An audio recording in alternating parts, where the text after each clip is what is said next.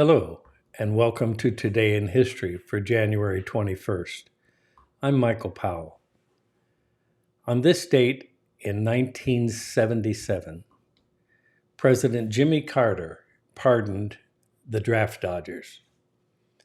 President Carter granted an unconditional pardon to hundreds of thousands of men who evaded the draft during the Viet Nam War. In total, some 100,000 young Americans went abroad in the late 1960s and early 70s to avoid serving in the war. 90% went to Canada, where after some initial controversy, they were eventually welcomed as immigrants. Still others hid inside the United States. In addition to those who avoided the draft, a relatively small number, about 1,000 of deserters from the U.S. Armed Forces, also headed to Canada. While the Canadian government technically reserved the right to prosecute deserters, in practice they left them alone, even instructing border guards not to ask many questions. For its part, the U.S. government continued to prosecute draft evaders after the Vietnam War ended. A total of 209,517 men were formally accused of violating draft laws, while government officials estimate another 360,000 were never formally accused. If they returned home, those living in Canada or elsewhere faced prison sentences or forced military service.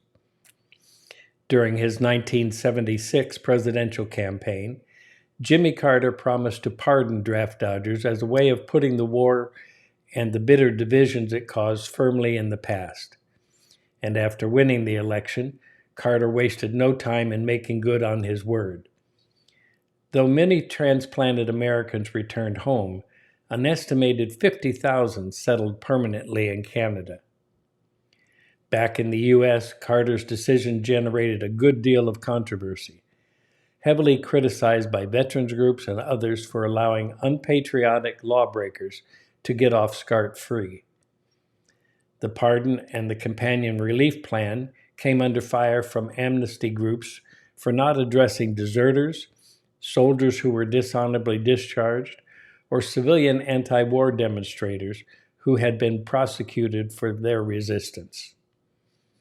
Years later, the Vietnam-era draft evasion still carries a powerful stigma. Though no prominent political figures have been found to have broken any draft laws, Presidents Bill Clinton, George W. Bush, Vice President Dan Quayle, and Dick Cheney, none of whom saw combat in Vietnam, have all been accused of being draft dodgers at one time or another.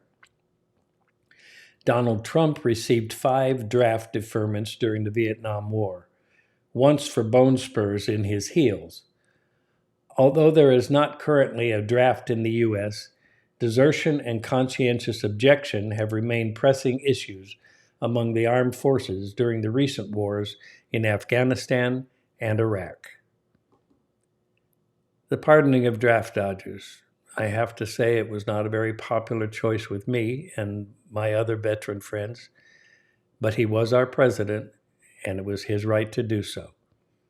For Today in History, I'm Michael Powell. Join me again tomorrow, won't you? Let's see what that date brings.